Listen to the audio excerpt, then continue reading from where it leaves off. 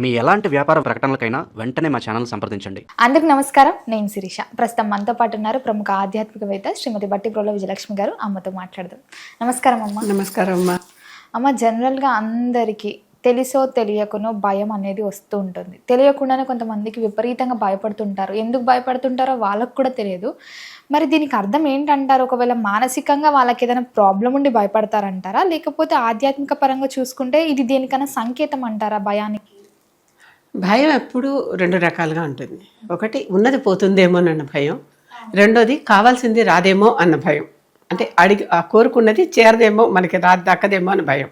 ముఖ్యంగా ఈ రెండు భయాలే ఎక్కువగా ఉంటాయి. అవి దేని గురించి అయినా సరే, అది వ్యాధి గురించి కావచ్చు, డబ్బు గురించి కావచ్చు, ఉద్యోగం గురించి కావచ్చు, ప్రమోషన్ గురించి కావచ్చు, రోగం గురించి కావచ్చు, మరణం గురించి కావచ్చు, ఏదైనా సరే ఇలా ఏదైనా అంటే కావాల్సింది రాదేమోననే దక్కదేమోననేటటువంటి భయం ఒకటి పీడిస్తూ ఉంటుంది. రెండోది ఉన్నది పోతుందేమో అనే భయం ఒకటి పీడిస్తూ ఉంటుంది. అందుకనే దేని మీదైనా కూడా భగవంతుడు ఏం చెప్పాడంటే, పనిచేసి వదిలేసే, దాని మీద ఎక్కువ ధ్యాస పెట్టకు, మిగిలిన సంగతి నేను చూస్తా అంటాడు భగవద్గీతలో కృష్ణుడు. అక్కడ అంటే మనం పనిచేసేయాలి, ఫలితాన్ని ఆశించకూడదు. ఇప్పుడు ఒకటి వచ్చింది మనకి, ఓ పని చేసాం, అది ఉంటుందా లేదా, ఉన్ననాళ్ళు ఉంటుంది, ఉన్ననాళ్ళు ఎంజాయ్ చెయ్యి, అది ఎప్పుడు వెళ్ళిపోతుందో దాని పని అయిపోయాక అది వెళ్ళిపోతుంది అన్న ధోరణిలో ఎప్పుడైతే నిలుస్తామో భయం మనల్ని పీడించదు. లేకపోతే భయం అసలు నిరంతరం మన వెంటనే ఉంటుంది. శంకరాచార్యుడు ఇంకొక మాట చెప్పాడు మరణం గురించి చెప్తూ, మరణం అనేది ఎక్కడికి పోతుంది? నీ వెనకాల నీ నీడ నీతోనే ఉంటుంది. ఎప్పుడు ఆ నీడ నిన్ను కమ్మేస్తుందో నీకు తెలియదు. అది అసలు నిన్ను వదిలేదు కాదు. ఎప్పటికైనా చిరకాల స్నేహితుడు ఎవరికైనా ఉన్నారంటే అది మరణమే అంటాడు. ఎందుకంటే వడదల్లని వాడు మనతోనే ఉంటాడు. అది రావాల్సినప్పుడు మనలోకి వచ్చేస్తాడు, అయిపోయింది అంతే. చావు అంటే భయపడే వాళ్ళకి నేను ఎప్పుడూ ఒకటే చెప్తా. వివేకానందుడు చెప్పాడు ఈ మాట. అసలు భయపడుతూ ఉంటే వాడు 15 సార్లు చేస్తాడు, 100 సార్లు చేస్తాడు. భయపడ్డ ప్రతిసారి చేస్తూ ఉంటాడు. అసలు భయం అనేది లేకపోతే మరణం ఒక్కసారే వస్తుంది జీవితంలో, 2-3 సార్లు రాదు కదా. ఆ మరణం వచ్చేదాకా భయపడేవాళ్ళు ఒక్కసారి గుర్తుంచుకుంటే అది వచ్చాక మనకి తెలియదు. అది ఒకసారి వచ్చేసాక అసలు ఏమైంది అనేది మనకి తెలియదు. కనుక అలాంటి వాటి గురించి భయపడటం అనవసరం అనేది మనిషి కాస్త అంటే వివేచన కొంచెం ఆలోచించి విచక్షణ చేసి, నిజంగా ఈ భయపడటం ఇది అంటే పనికొచ్చే భయమా, పనికిరాని భయమా? కొన్నిసార్లు నాకు ఒక భయం ఉండేది. మా పిల్లలు ఆఫీసులకి బయటికి వెళ్ళినప్పుడు, రాత్రిపూట తిరిగి వస్తున్నప్పుడు, వీళ్ళు సరిగ్గా డ్రైవ్ చేస్తున్నా, ఎదుర్కొంటే వాడు సరిగ్గా డ్రైవ్ చేయకపోయినా దెబ్బలు వీళ్ళకి కూడా తగులుతాయి కదా అని ఎప్పుడూ నాకు అలా లోపల భయం ఒకటి ఉండేది. ఎలా ఆ భయం చివరికి వాళ్ళు నన్ను కోప్పడేదాకా వచ్చింది. అంటే ఏంటి ఇలా పెద్దానికి ఇలా మాకు ఎక్కడుంటే అక్కడ ఫోన్ చేస్తుంటే మాకు కష్టమే కదా ఎత్తుకోవటం, ఫోన్ ఎత్తటం అని. అంటే అప్పుడు నాకు అర్థమైంది, నిజంగానే ఏమన్నా జరిగినా నేను అక్కడికి వెళ్ళి ఏమీ చేయలేను. అప్పటిదాకా వాళ్ళు క్షేమంగా ఉన్న సమాచారం మనకు వస్తుంది, అంతే కదా. కనుక no news is good news. ఏమి న్యూస్ రానంత వరకు మనకి ఇట్ ఈస్ గుడ్ న్యూస్ అనే థీరీకి ఒకసారి నా మైండ్ని నేను డైవర్ట్ చేసుకున్నాక అప్పటి నుంచి ఆ భయం నన్ను వదిలేసింది. సో ఎప్పుడు always no news is good news ఆ భావంలోకి మనం రావాలి. అంటే ఏంటి, ఏదైనా జరిగితే ఎలాగో తెలుస్తుంది, తెలియనంత వరకు బాగానే ఉన్నారు. అలాగా ఇలాంటి భయాలన్నిటినీ, కొంతమందికి జంతువులంటే భయం, కొంతమందికి నీళ్ళంటే భయం, కొంతమందికి ఎత్తులంటే భయం. ఒకసారి సంబల్పూర్లో వెనకాల బుఢారాజా పహాడ్ అని మా ఇంటి వెనకాల పెద్ద కొండ ఉండేది. ఆ కొండ ఎక్కటం ఒక సరదా చిన్నప్పుడు. అప్పుడంతా నేను పీజీలో ఉండేదాన్ని, మా చెల్లెళ్ళు ఇద్దరు, నా పెద్ద చెల్లెలు కూడా పీజీ ఫస్ట్ ఇయర్లో ఉండేది, ఇంకా చిన్నవాళ్ళు గ్రాడ్యుయేషన్లోను ఇంకా స్కూల్లోనూ ఉండేవాళ్ళు. ఆ కొండ ఎక్కుతూ ఉండేవాళ్ళం. ఊరికి కాస్త కాలక్షేపం ఉంటే అదో ఎక్సర్సైజ్ అనమాట మాకు. ఊరికి ఆ కొండ మీద పెద్ద పెద్ద పావులు అవి కూడా తిరుగుతూ ఉండేవి. అయినా సరే ధైర్యంగా మా కజిన్స్ వస్తే వాళ్ళని ఎక్కించాం. మాకు తెలియదు, అందులో మా ఒక కజిన్కి, మా పెదనాన్న కూతురికి ఎక్కితే భయంట. అదేమో మాతో జోరుని ఎక్కేసింది. అక్కడి నుంచి కిందకి చూసి నాకు కళ్ళు తిరిగిపోతున్నాయి. పాప మా తమ్ముడు, దాని తమ్ముడు ఇలా ఎత్తుకుని తీసుకొచ్చాడు దాని కిందకి. వాడు కొంచెం పెద్దగా స్ట్రౌట్గా ఉంటాడు, ఎత్తుకుని కింద నుంచి తీసుకొచ్చాడు. అంటే ఇలాంటివి ఇవి నిజంగానే మనం భావించటం వల్లే భయం. కానీ మరి ఆ ఎత్తు మీద నుంచి పడిపోతే అందరం పడిపోతాంగా, అదొక్కతే పడిపోదుగా, దాని ఒక్కదాన్ని నేల కింద ఏం కదలదుగా. కనుక అది అలాంటివి మనం ఊహించుకోగలగటం అనమాట. అంటే లేనివి ఉన్నట్టు లేనిది ఉన్నది కాదు, అనవసరంగా ఎక్కువ దాన్ని చిలవలు బలవలు వేసేసి ఆలోచన చేసుకోవటం, వీటన్నిటినీ ఫోబియాలు అంటారు. ఈ ఫోబియాలు పోవాలంటే మనకి మనమే ఇది ఏం కాదు, ఇది కాదు, ఇది నన్ను ఏం చేయదు అనేటటువంటిది నిర్ణయించుకోవటం ఒక పద్ధతి. ఇంకొకటి ఈ ఈ ఈ ఫోబియాలకి మనకి ఇలా తగ్గట్లేదు, ఎన్ని చేసినా తగ్గటం లేదు, అప్పుడు దానికి మెడికల్ ట్రీట్మెంట్ ఉంటుంది, సైకలాజికల్ ట్రీట్మెంట్ ఉంటుంది. వాళ్ళు ఆ సైకలాజికల్ ట్రీట్మెంట్ ఏదో ఇస్తారు, అప్పుడు ఆ భయం పోతుంది, మనకి ఆ భయం పోతుంది. ఒకప్పుడు చిన్న చిన్న బల్లులకి బొద్దింకలకి భయపడే వాళ్ళు కూడా ఆ భయం గురించి మానేస్తారు. భానుమతి రామకృష్ణ అని సినిమాల్లో భానుమతి గారు గొప్ప యాక్ట్రెస్, ఆవిడ సింగరు, డైరెక్టరు, మ్యూజిక్ డైరెక్టరు, రచయిత్రి, జ్యోతిష శాస్త్రవేత్త, ఆవిడకి లేనిదంటూ మంచి డాన్సరు, అంత గొప్ప పాలువాయి భానుమతి రామకృష్ణ అని. ఆవిడ తన కథల్లో తన కథే అని రాసుకుంది ఒక చోట. ఆ కథలో పూజ చేసుకుంటూ ఉంటే ఎట్లా దూరిందో ఒక బల్లి అమ్మవారి చీరలోకి దూరింది. ఇంట్లోనే వరలక్ష్మి కడతామని చెప్పి చక్కగా అమ్మవారిని డెకరేట్ చేసి అందంగా అలంకరించి ఒక పట్టు చీర కట్టి ఆవిడ కూర్చోబెట్టి ఆవిడ వ్రతం చేసుకుంటుంది. వ్రతం చేసుకుంటున్నంతసేపు అమ్మవారి మీద జాసిపోయింది. ఆ బల్లి ఎక్కడ ఉందో అది బయటకు వస్తుందా, అది నేను అది ఉండంగా కట్టేశానా, అది లేకుండా కట్టానా, నేను కట్టేశాక దూరిందా, కట్టకుండా నుంచి ఉందా, అంటే ఎలా ఆలోచనలు ఇవన్నీ అని. అసలు ఆ రోజు పూజ అంతా బలి పూజ సరిపోయింది నాకు, నేను అమ్మవారి పూజ చేయలేదు అన్నది ఆవిడ ఆ కథలో. అంటే ఎంతెంత మహామహులకైనా ఆవిడ అసలు డేర్ డాషింగ్ లేడీ అని పేరు. అసలు గట్టిగా మాట్లాడితే మొత్తం సినిమా పరిశ్రమని వణికించినటువంటి గట్టి పర్సనాలిటీ ఆవిడ, తన క్యారెక్టర్తో, తన ప్రవర్తనతో.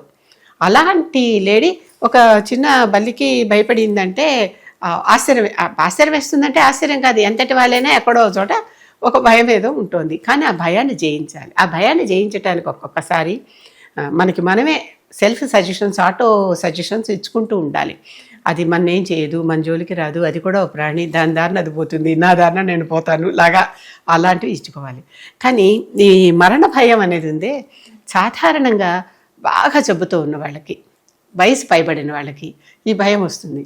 ఎప్పుడప్పుడు పోక తప్పదనేది అందరికీ తెలిసిన సత్యమే, ఇదేదో కొత్త సత్యం కాదు. ప్రతివాడు అక్కడికి వెళ్ళేటప్పుడు అనుకుంటాట, ఆహా పాపం వీడు పోయాడు, మనకి మాత్రం ఇలాంటి కష్టం ఎప్పటికీ రాదు బాబు అనుకుంటాట. ఎందుకు రాదు? ప్రతివారు జాతసహి ధ్రువముచ్చు కనుక పుట్టాక వెళ్ళక తప్పదు, కనుక వెళ్ళాలి. అది గ్రహించుకోకుండా ఒక చోట ఎక్కడో ఒక శ్మశానంలో ఒక సేయింగ్ చూశాను నేను.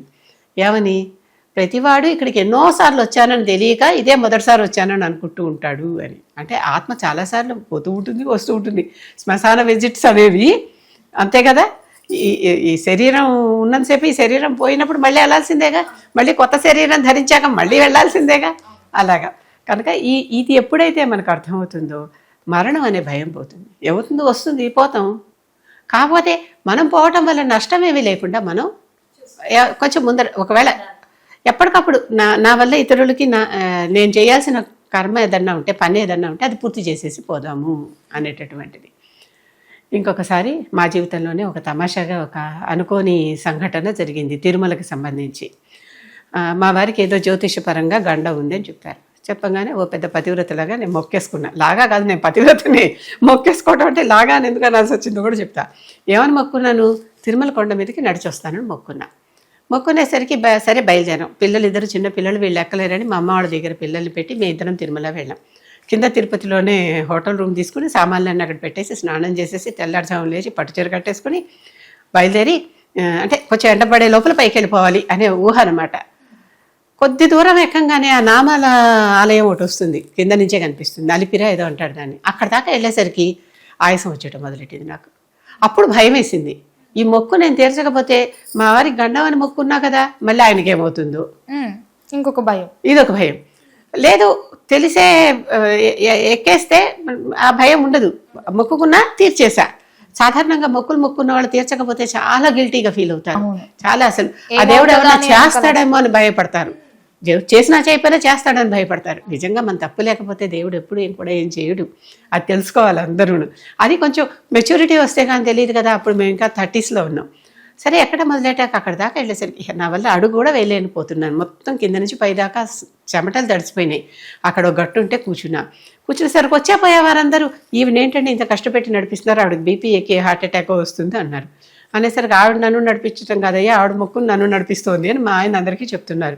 నాకు నవ్వు వస్తుంది, ఏడుపు వస్తుంది, కదలలేను, ఆయాసం వస్తుంది, చెమటలు పోస్తున్నాయి. అలా కూర్చుంటే ఒక దంపతులు వచ్చారు. వాళ్ళు కొంచెం 40స్లో ఉన్నారు. మాకంటే ఒక 7, 8 ఏళ్ళు 10 ఏళ్ళు పెద్దవాళ్ళు అయి ఉంటారు. వచ్చి ఏంటండి ఇలా కూర్చున్నారు, ఇలా ఆగిపోతే ఎలా నడుస్తారండి, లేవండి అని అసలు ఆవిడెవరో బాగా పరిచయం వస్తురాలాగా నా జబ్బ పట్టుకుని నన్ను లేపేసి పదండి నడవండి అంది. ఆవిడ పట్టుకున్న మహత్యమో ఏమో నాకు తెలియదు. నడవటం మొదలుపెట్టాను. మా ఆయన నడిపించుకుంటూ తీసుకెళ్ళిపోతున్నారు కబుర్లు చెప్పుకుంటూను. మా వారు అంతకు ముందు కూడా 1-2 సార్లు ఎక్కారు, ఆయనకు అలవాటే, వాళ్ళతో నడిచి వెళ్ళిపోతున్నారు. నేనేమో ఈవిడ మాటల్లో పెట్టేసింది నన్ను. అసలు నాకు తెలియలే, పైకి ఎప్పుడు జరిపోయానో కూడా తెలియలే. నిజంగానే అసలు మధ్యదారి ఏది కూడా నాకు తెలియలే. పైకి వెళ్ళిపోయాం. ఆ పైన లాస్ట్ తిరుమల రోడ్డు మీదకి అడుగు పెడతాం కదా, ఏంటండి ఏం చేశారు, రిజర్వేషన్ ఏమైనా చేయించుకున్నారా, దర్శనం కోసం చేయించుకున్నారా, రూమ్ ఏమైనా రిజర్వ్ చేసుకున్నారా అంటే ఏమీ చేయించలేదండి, డైరెక్ట్గా అక్కడ టికెట్ కొనుక్కుని రిజర్వేషన్ దర్శనానికి వెళ్ళిపోదాం అనుకుని వచ్చామన్నా. అనేసరికి అయ్యో అలా కాదు రండి, మీకు వేరే దర్శనం చేయిస్తాము, మాకు వేరే ఎవరో ఒక రాజకీయ నాయకుడి దగ్గర నేను రికమెండేషన్ లెటర్ తెచ్చుకున్నాను, ఆ లెటర్తో మాకు L1 దర్శనం అని అప్పటిదాకా నాకు L1 అనే దర్శనం ఉందని తెలియదు, లైన్ 1 అనమాట. ఆ L1 దర్శనం చేయిస్తాము, లోపల దాకా తీసుకెళ్తారు, ఏం పర్వాలా ఉండండి మేము చేయిస్తాం అన్నారు. అది మరి ఎక్కడ ఉండాలి అని అనుకుంటే ఎందుకు రండి అంటే ఇదంతా ఎంత గాడ్ ప్రిపేర్డ్ ప్రోగ్రామ్ లాగా వాళ్ళు 2 రూములు బుక్ చేసుకున్నారు. వచ్చింది ఒక కప్పులే, భార్యాభర్తనే వచ్చారు. But they have book 2 rooms. ఒక రూమ్ మాకు ఇచ్చేసి మీరు ఇక్కడ రెస్ట్ అవ్వండి, ఇంకో రూమ్ మేము పడుకుని రెస్ట్ అవుతాము, మీకు మళ్ళీ 5ంటికి వెళ్ళాలి మనం, అప్పుడు నేను మిమ్మల్ని తీసుకెళ్తానన్నారు. మాకు ఆశ్చర్యం వేసింది. అసలు వాళ్ళు ముందరే 4గురికి లెటర్ రాయించుకురావటం ఏంటి, మాకు కూడా దర్శనానికి అరేంజ్ చేయటం ఏంటి, 2 రూములు బుక్ చేసుకోవటం ఏంటి, వాళ్ళు వచ్చి అసలు మమ్మల్ని లేపి నడిపించి తీసుకెళ్ళిపోవటం ఏంటి. నిజంగా శ్రీనివాసుడు పద్మావతి వచ్చినట్టు వచ్చారనమాట. వచ్చి లాగా అని కూడా ఇందాక ఎందుకన్నానో ఇప్పుడు అర్థమవుతుంది కదా. అలా వాళ్ళు తీసుకెళ్ళిపోయి లోపలికి దర్శనం దాకా తీసుకెళ్ళి L1 దర్శనం చేయించి అక్కడ తీర్థాలు ప్రసాదాలు శటగోపాలు అన్నీ పెట్టాక బయటికి తీసుకొచ్చి, అప్పుడు గర్భగుడిలోనే పెట్టేవాళ్ళు అవన్నీ, పెట్టి బయటికి తీసుకొచ్చాక అక్కడ దాకా తీసుకొచ్చి గుడి బయట దాకా ద్వారం దాటి బయటకు వచ్చేసాక అయ్యో మీరు వెళ్ళండి మేము వేరే వెళ్ళిపోతాం అన్నారు. అంతే. ఇటు తిరిగి చూసేసరికి లేరు, గాయబ్. ఎవరు వారు, వాడి పేరు కూడా మాకు చెప్పలా, ఆ లెటర్ కూడా మాకు చూపించలే.